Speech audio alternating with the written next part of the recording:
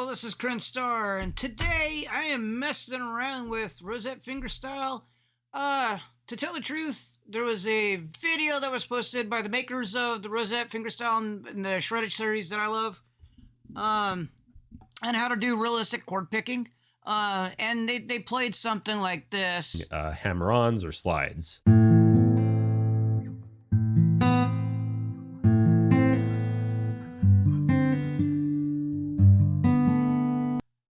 Actually, this sounds really good and beautiful, actually, for that style of guitar. And basically, it's him live playing and stuff like that. I'm not going into much detail on this video. I suggest go checking it out. On there, they give some MIDI type of stuff for how he was doing. So I went and ahead of time and went and grabbed it, got loaded up my fingerstyle, looked at the chords in Bitwig here. Kind of cool. I think this is the shreddage one. I tried looking at the fingerstyle here. As you can see, there's nothing in there. So they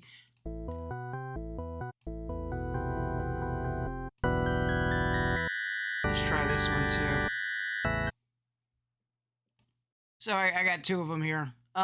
So realistically, there's nothing on the rosette, so I'm using it out for the other guitar, but technically this should work.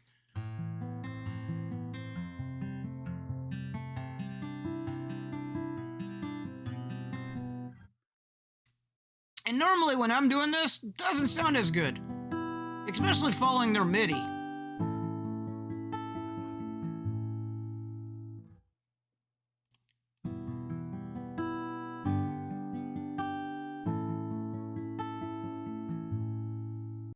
It's actually really good, really good.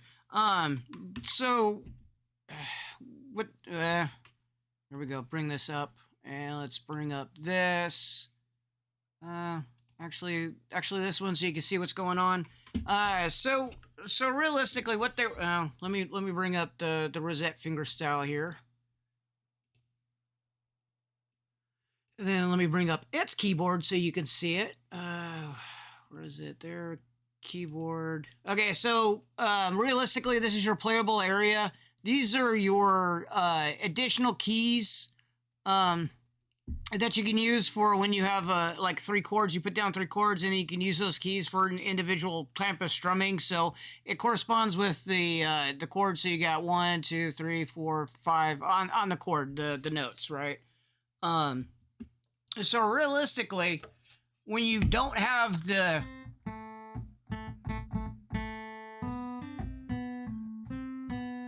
doesn't sound really good. So what he was saying is,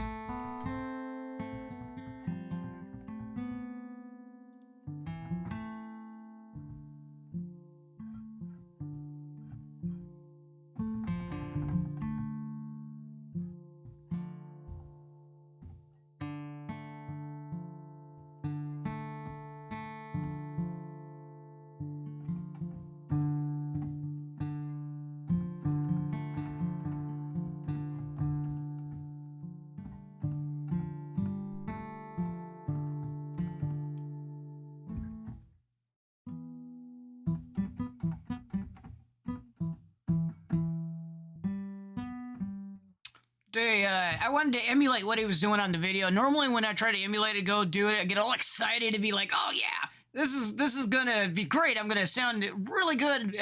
He gave me a lot of ideas, and I'm gonna go try it at home, and basically it sucks. And I wanted to actually record it this time. Only because I wanted to kind of give an example of what you're gonna see when you try to, if you don't own this and you kind of want to play around with it yourself. When I bought it, I was kind of disappointed in that it sounded really, really good, but I wasn't able to do crap with it that made it sound really good. And this one entirely, so sounds okay, but doesn't sound.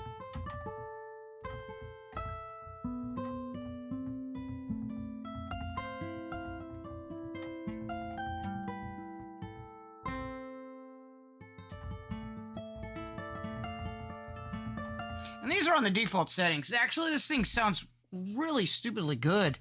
I think. I like it a lot. You have all kinds of styles in here. or all kinds of.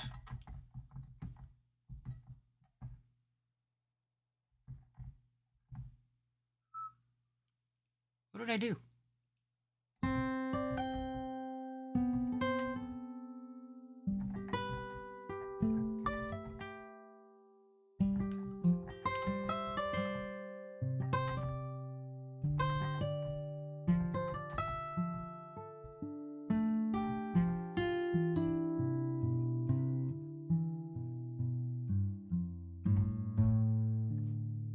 I guess it actually helps if I knew ahead of time what keys I need to be pressing onto the guitar to get the correct stylings.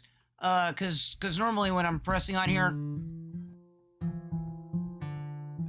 you see that it's going back and forth on the same string. So realistically, the string is being plucked, and then it's supposed to ring out. But if I'm hitting the same string, it doesn't ring out. It gets hit again. You can go to the articulations. You go into sustain in here. You go down here, and you can actually mess with this release thing. I've talked about this in previous videos. You don't have to have a sustain pedal.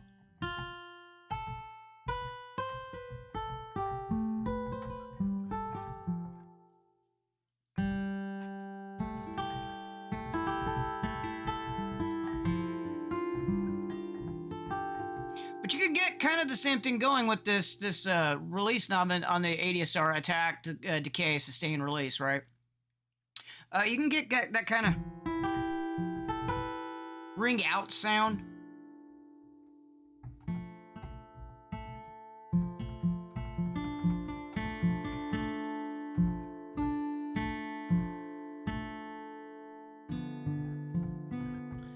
Let me make sure that when I'm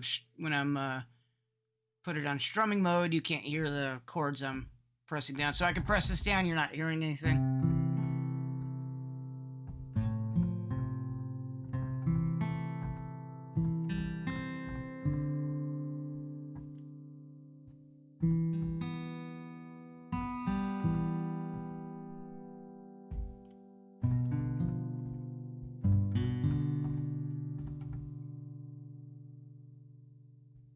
What bass playable range?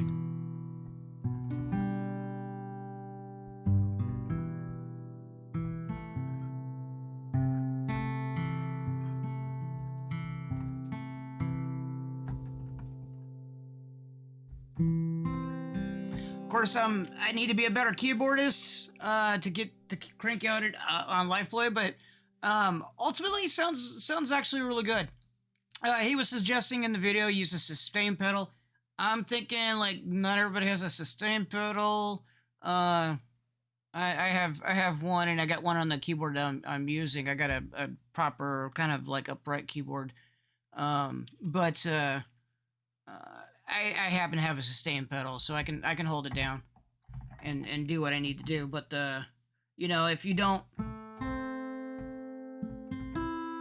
I'm not holding out a sustain pedal. This thing will actually work for you. Put in a lot of work for keeping that note ringing out. Here, let me take off strumming.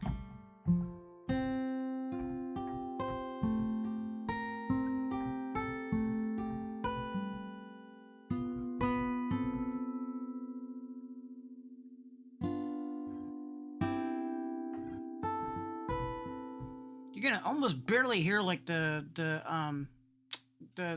pick going against the frets.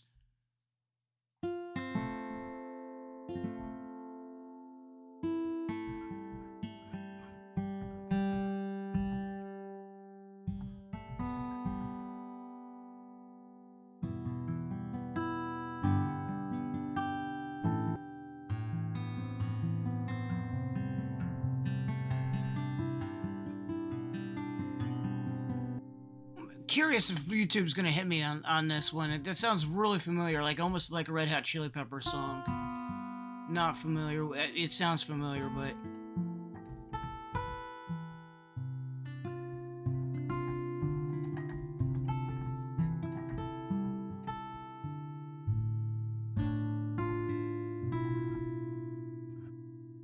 of course you can mess with the performances in here and do what do you say, legato? Mono legato? Poly legato. There we go.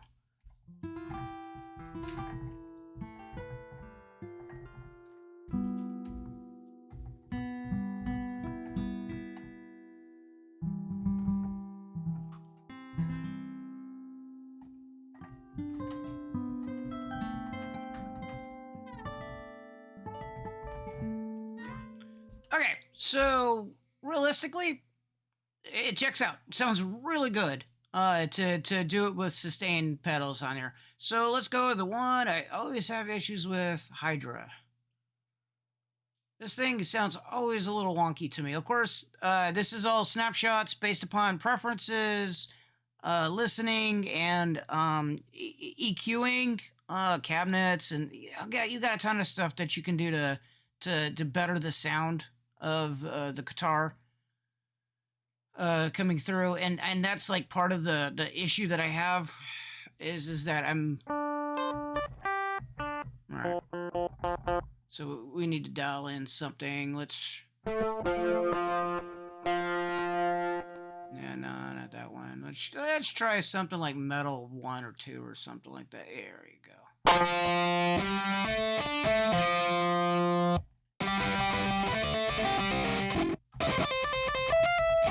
Really good for shredding, I guess. But let's try to see how it sounds.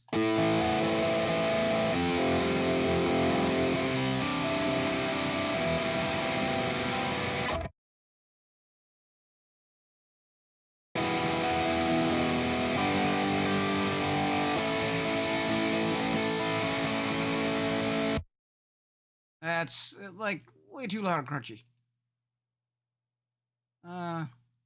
Let's try another snapshot. Not that it might have sounded bad to anybody else, and if you like that type of sound, that's really good. But it sounded like it needs to be like with the EQ messed with a bit. Let's try this one.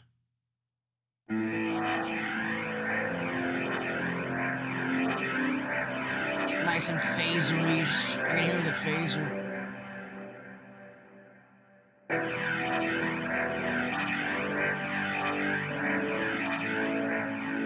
Let's try a different one. I think they were using Stratus. Actually, let's do the archtop.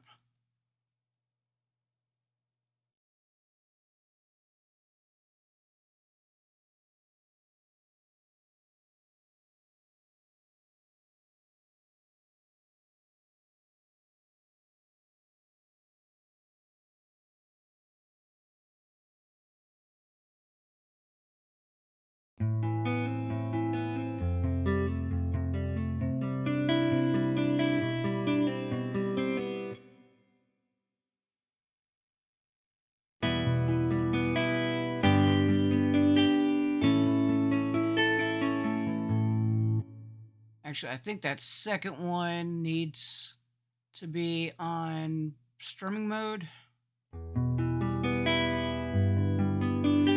That might be my problem. Interesting. Sounds much better, actually.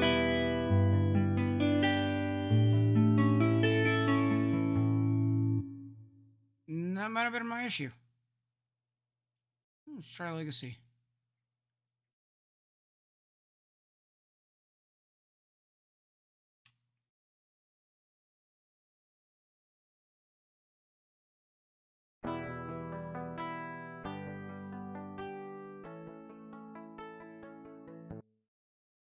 Gotta give it some crunch. And instrumental lead.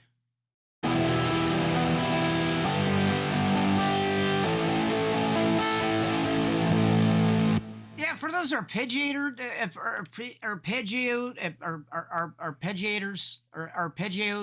yeah. The ARP, the ones going up in the notes, it doesn't sound really good with that crunch going on. It looks like it sounds like only really good for the ones that don't have a whole lot of like high gain, I guess, on there. That's messing with the sound. So if you wanted to see what these actually look like, what I'm doing on the MIDI here, basically what they're saying is if you have the things touching each other and just let it ring out on here, it actually sounds relatively good. And these are the high key switches like I was showing earlier.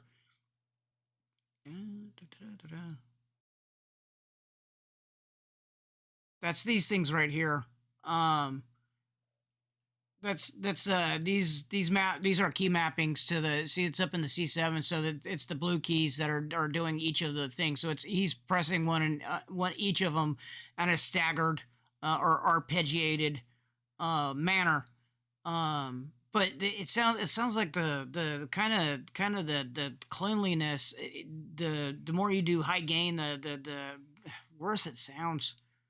I think that might be totally the issue. Now, I'm not a guitar person, and I haven't a whole lot of experience in doing this, and this is why I said when I get the stuff and I try to do it, it kind of sucks, because basically the sound that comes out, I try to do things that it doesn't probably make sense as a guitarist, because you know you get a lot of practice doing things, and you start to get better, and you understand what you're trying, the sound that you're going for, and stuff like that.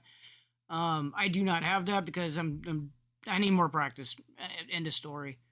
Playing around with this stuff. And so I do these types of things. I go in, grab the stuff that they have. It sounds great, and then I go in, do it, and it doesn't sound at all as great. It sounds really good with the stuff that's not high gain. So let's go back in here. Let's take back off this metal lead, and let's do bright clean.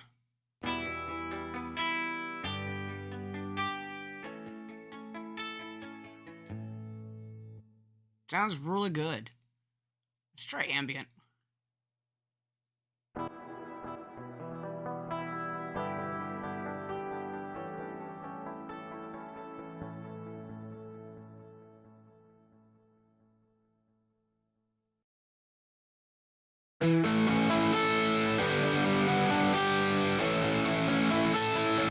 It's like too much actual noise coming through that pipe, or it's like way too much sonically. That's just like trying to, the amount of the frequency in there, it's overlapping. All the notes are overlapping each other, and it just sounds kind of muddled, and kind of overall just, maybe that's the sound that somebody likes. I'm not saying that if you don't. I'm just saying for my personal preferences, it just makes it muddled.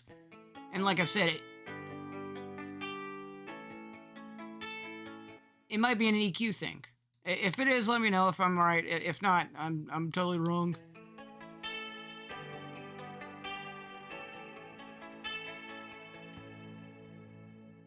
But yeah, anything that doesn't really have a really heavy, I guess, gain, put it, or a distortion pedal, it sounds really good.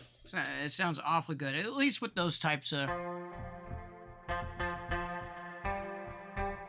All right, so once again, we go to articulations, we go to sustains, we hit the.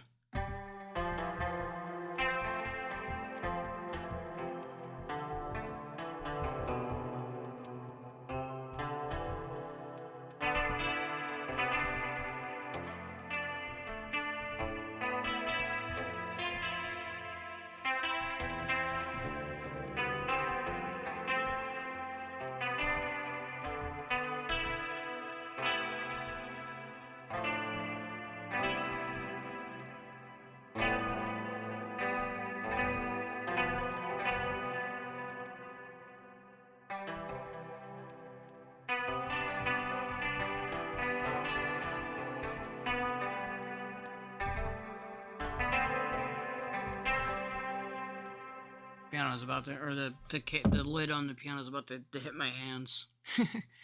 Okay, at any rate, I think I overall got what I attempted and wanted to do. I wanted to try to take what they had, and take some of the theories that they had, like especially with the sustain pedal, and try to emulate what I seen in the video. And overall, like I said, I suggest, or if I didn't say, I suggest watching the video. It's really cool. But try to emulate and see what it looks like for somebody that doesn't have a whole lot of experience messing with this, to see if I can get if I can get the same sound. If I can get the same sound, believe you can get the same sound. If you don't have a sustain pedal, this little thing, I think, will be your friend. If not, you could always just put it in with the MIDI, but make sure that your notes are not cut off if you're doing basically if you're doing like short notes, it sounds horrible, but if you do like the long sustained notes, it sounds actually really good. Overall. Anyways, I appreciate if you're still here. If you haven't clicked off this video, I really do appreciate it. Thanks for listening. Thank you for watching, and I will catch you later.